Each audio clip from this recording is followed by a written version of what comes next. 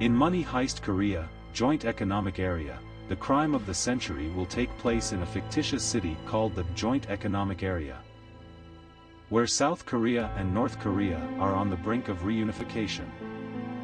Before we go to our video, please like, share and follow or subscribe to our page or channel, and hit the notification bell so you will be notified every time we upload a new video.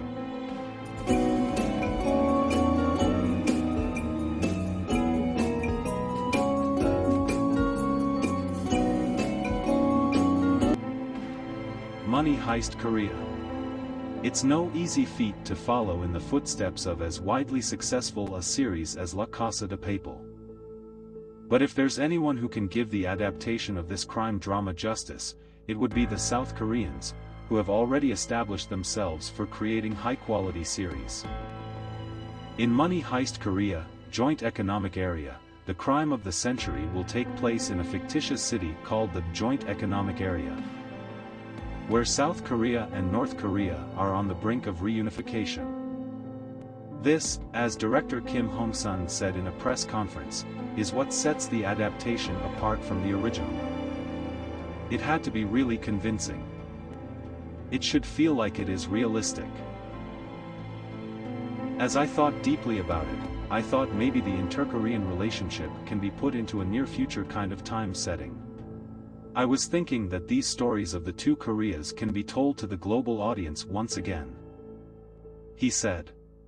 Writer Ryu Yong-jae said that incorporating the inter-Korean relationship into the series will make the story more interesting. Even within the gang and even within the task force, North and South Koreans sometimes have dynamic chemistry among themselves because of the long history of the divided nation. So there is another layer that is always on top of the overall situation, and that adds tension. There is another angle, or a lens, that is always put on that show, he explained. Ryu continued, there is a layer of the South and North story, and it might not seem novel because we have seen a lot of those. But we have never seen the inter-Korean relations come together with a heist. And robbers of North and South Korean people coming together, and North Korean and South Korean police coming together, that is totally new.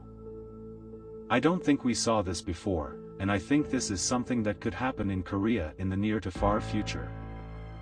And I like this concept of the joint economic area where people from the North and South can roam freely, and the background looks North Korean but at the same time also South Korean. So I think Korean people could really enjoy the show, thinking this could be something that could happen in the future for us. Both director Kim and writer Ryu admit to being huge fans of the original series, and for them, the characters played a big role in the show's success. What's amazing is that all of them have their own personalities and charms, and it was just so fun to watch them all. And I knew that the characters would be very intriguing whenever and wherever they would be placed in. So I thought, if we translate the background and characters into something Korean, we could give birth to something novel. Yoo Ji-tae, who will portray the professor, describes his character as a genius strategist. He is full of convictions. So even when he's committing a crime, there should be no victims, no people who get injured or hurt. While he played the role of villain before. You said that this is the first time for him to give life to this kind of character. Kim Yoon-jin, who takes on the role of Senior Inspector Seon Woo-jin, said of her character. As a negotiator in the Joint Task Force team, she is really excellent in her own prowess and she is really calm and cold-hearted. Park Hae-soo said that his character Berlin is an embodiment of the pain and sorrow that the two Koreas are experiencing. He was serving in a forced labor camp in North Korea for a long time and he escaped. And within the confined space of the Mint, he is using different methods to control the hostages there, and he is a cold-hearted person. Young Jong-seo, meanwhile, teased viewers that her version of Tokyo will be most different from the original character. She is an ordinary girl who was living in North Korea and she is in her 20s. And hoping to live the Korean dream, she came to South Korea. And she had to taste the bitterness of capitalism, and at that moment, she meets with the professor. 설렘이 So she 완전히 is just 깨져버려요. following the professor 그래서 unconditionally 상처를 because she is 입고 convinced of his 도박을 convictions. 하는 그녀의 So she 선택, is, in 이런 fact, 것들이 gambling with her 전체적인 own life. 흐름을 좀 더 She continued, is a Gen Z, she's in her 20s, and the realistic elements of those in her 20s are reflected in the show. She is the most pure, I would say, and she is so much into the conviction of the professor so she doesn't get distracted, she's very stable, and she is just focusing on one goal. Lee Wonjong portrays Moscow. He has lived life in a dead end, and he has a son who might end up in the dead end once again, and he cares so much about this son. And he must have some hopes, right? In fact, this is the last string of hope that Moscow is trying to hold on to, he said. Jang Yoonju plays Nairobi, a counterfeit expert and con woman. Even within the mint, she feels like she's partying. Cheerful and like the life of the party, she remarked. For Lee Hyun-woo, his character Ryo is a cheerful, naive, and childish boy. While he is part of the gang, I think you can see a growth arc of the character.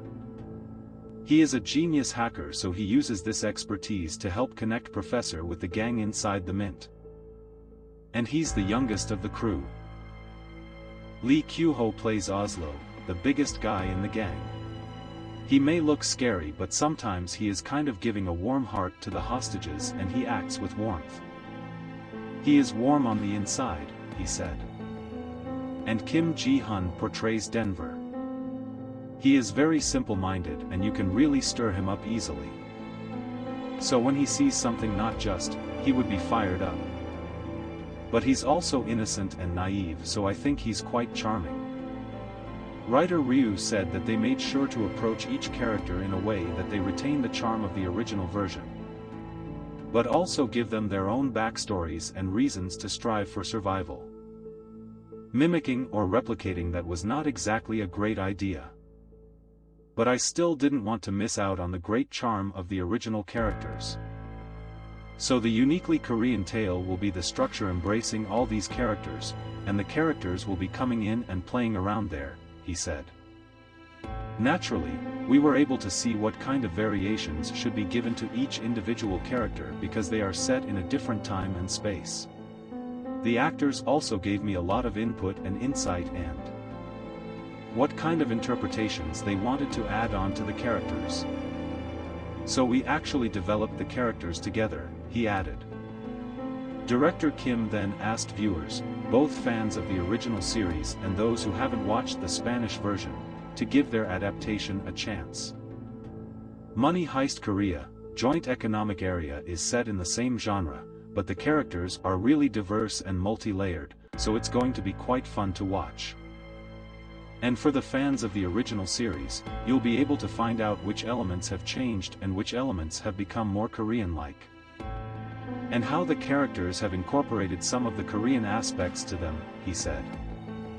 The original Money Heist follows a group of thieves behind elaborate bank robberies, masterminded by the mysterious professor. Part 1 premiered on Netflix in 2017, and was a hit around the world, becoming Netflix's most-watched non-English series. The Korean adaptation is directed by Kim Hong-sun, with the first 6 episodes of the first season premiering on June 24.